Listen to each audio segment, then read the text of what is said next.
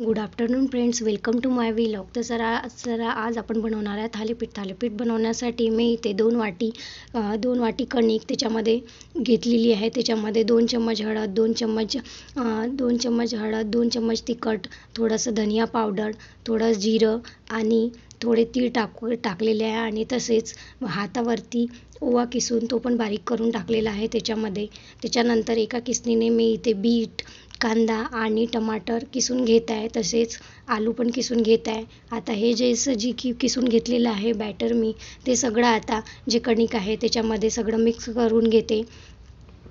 चला तर मग आपण हे सगळं जे बनवलेलं आहे बॅटर ते सगळं मिक्स करून घेऊ. त्याच्यानंतर मी इथे पालक चिरून घेत आहे आणि तसेच हिरवी मिरची जी आहे ती पण चिरून घेत आहे आणि ती कणिक आहे त्याच्यामध्ये ते सगळं टाकत आहे.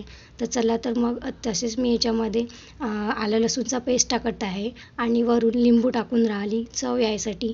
तर मग आता जे आपण ही कणिक घेतलेली आहे ती चांगली मळून घेऊया आणि त्याचा एक गोळा बनवून घेऊ. आणि जो गोळा बनवून झालेला आहे त्याला आपण गोल गोल करून त्याची पोळी बनवून घेऊ आणि ती पोळी आपण तव्यावर टाकू आणि थोडं तेल लावून त्याला थालीपीठ सारखं पूर्ण इकडनं तिकडनं होऊन देऊ.